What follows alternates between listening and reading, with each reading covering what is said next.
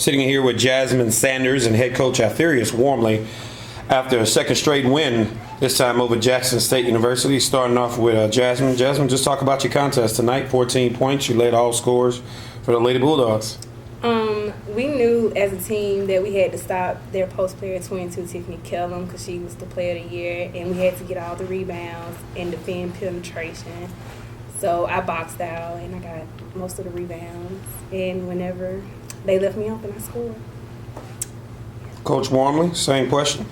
I thought that we came out, did a great job, both offensively and defensively, the first part of the game, which was part of our game plan. We wanted to kind of slow them down. We know that they're a fast-paced team, they're a transition team, and so we wanted to try and take that away. We did the first couple of minutes, then they got off to a hot start, about 10 minutes to go in the game, and kind of broke into our lead. But we held on. I thought the second half we came out, didn't take care of the ball as well as we wanted to, but ended up, giving some of our young people some experience against good pressure, which is what we're going to need as we go on the road as well as coming back home to play in the SWAC.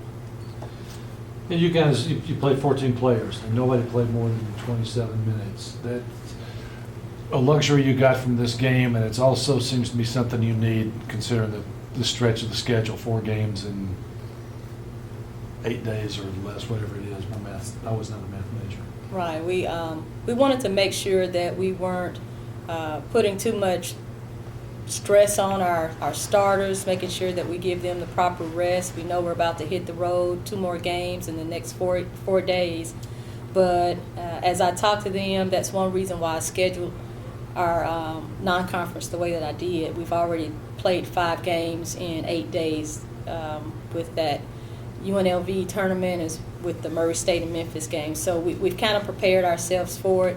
We want to make sure that we are properly rested with our starters so that we have a lot of gas, be able to play that full court pressure transition type of game when we hit the road for Sunday and Tuesday.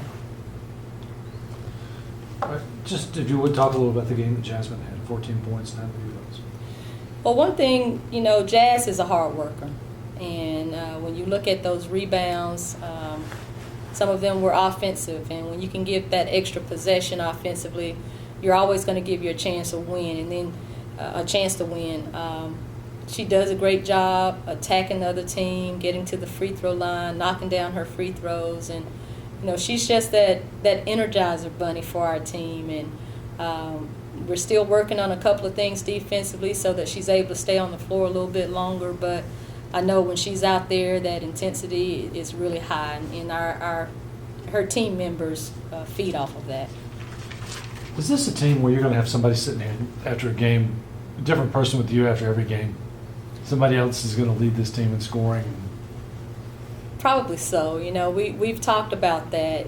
In the past couple of years, we've had outstanding individual players, and I think this year we just have an outstanding team. And each night, you have somebody that's going to step up. We look at what we're going to face as far as the other team is concerned, and we may go to one a little bit more than we go to others, but it all depends on the situation. I feel good about this group because, like you said, at any night, any one of them can step up and just kind of take over for us. Jazz, you were nodding your head when she was saying that. Yes. That's something you guys sense as a team? Yes, we have a great team. Like, everyone know their roles, and they do what they're supposed to do on and off the court. So we have a really good team. But on any different game, you're going to lead the team in scoring, or Alyssa might, or Brittany might. It's going to be somebody different every night? Yes, I think so. Coach, you talked about, Jazz talked about Kellum, stopping her. 1 for 10, 8 rebounds. What did you do? And was that was the focus of your preparation against them? Well, it was part of it because she's a tough player both on the offensive end as well as the defensive end when it comes to rebounding. So we knew that they kind of go as she goes, and she's capable of having big offensive games, and we didn't want to get her started. So our game plan was to make sure that when she did get the ball that we crowded her and made sure that if she did get a shot, it wasn't an easy one, and I thought we did an excellent job of executing that part of the game plan. Anybody specifically that helped shut her down? I know you like to play team defense, but anybody that was kind of the hero in that? Well, anytime someone has to turn and face Nidra, they have a big presence to shoot over. But our key was to try and get that ball out of her hand before she made her turn. And, Clarissa does a great job defensively for us in the post, handling agile post players.